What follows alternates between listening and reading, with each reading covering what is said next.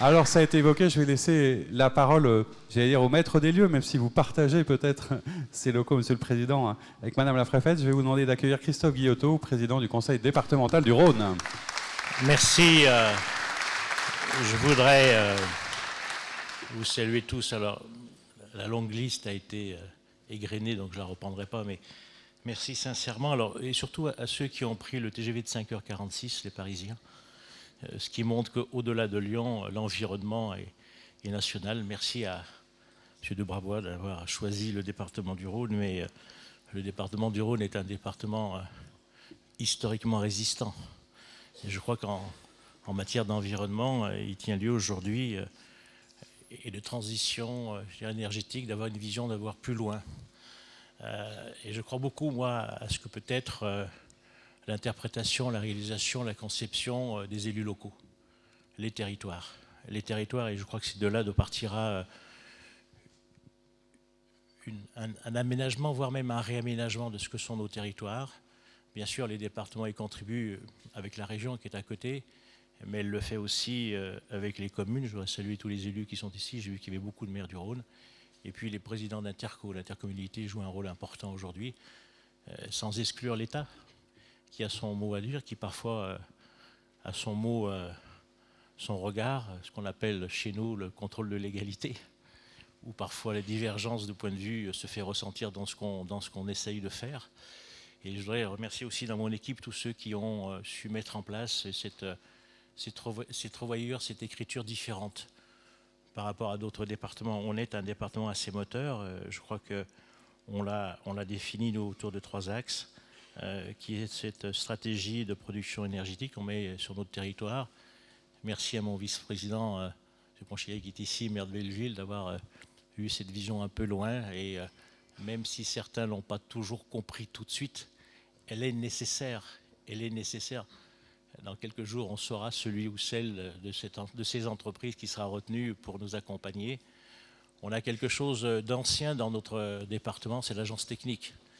C'est des hommes et des femmes du département que je voudrais remercier qui contribuent à apporter leur savoir, j'allais dire un vilain mot, aux petites communes. Il n'y a pas de petites communes, il y a des communes qui sont avec des élus qui se dévouent et qui sont matin, midi et soir avec moins de moyens techniques pour chercher l'économie, pour aller plus loin. C'est l'agence technique qui y contribue. Et puis, cette audace que l'on a, c'est de vouloir faire une académie aussi, la transition. On ira chercher des savoirs plus loin, plus lointains. Je voudrais dire merci aussi à l'Office public du Rhône, l'OPAC, avec son directeur qui est ici, où on est vraiment dans une stratégie d'économie, de revoyure de ce que sont les conceptions, réalisations de ce qu'était le logement. Et je crois que c'est à travers des idées nouvelles.